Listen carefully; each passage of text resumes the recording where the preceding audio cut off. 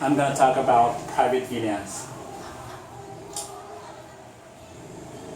Private VLANs is a technique that lets you subdivide a VLAN into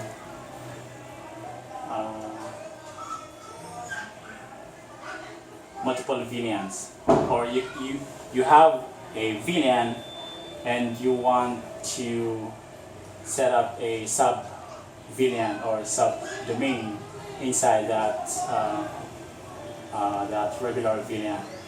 That's basically what you can do with using private VLANs feature. There are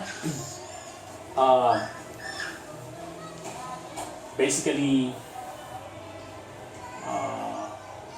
two VLANs involved. First is the primary VLAN, which is, in this case, this is your primary VLAN, 810 in this case. So this is one domain, right? But you can also configure or set up another secondary VLANs or subdomain, and in this case they are VLAN 811 and VLAN 812, and there are two types of secondary VLANs, and they are isolated. In this case, the hosts inside the isolated VLANs can't communicate with each other, and they can't communicate with another secondary VLANs, or in this case community VLANs. They can only communicate with the promiscuous port, the port that is connected to, usually that is connected to the gateway. So yeah, isolated and community VLANs. And you have also port types, like I said earlier.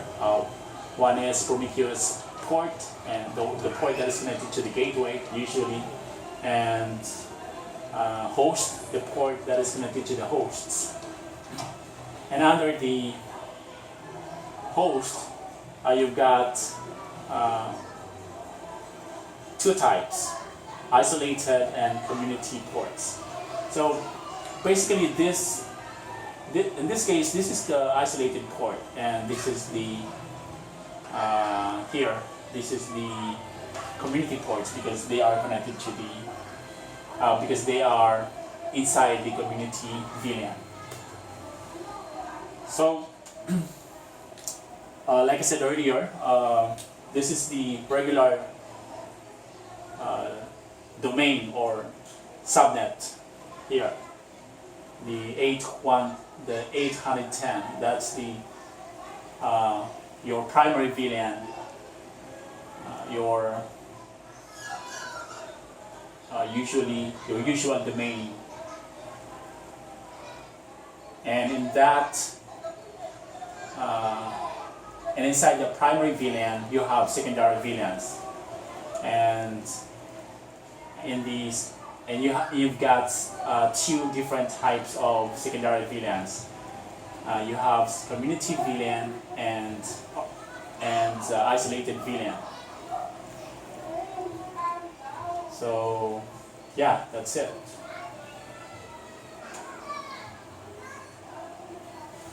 In the next video, I'm gonna talk about how you can configure private VLANs. So yep, but that's it for now. Thanks.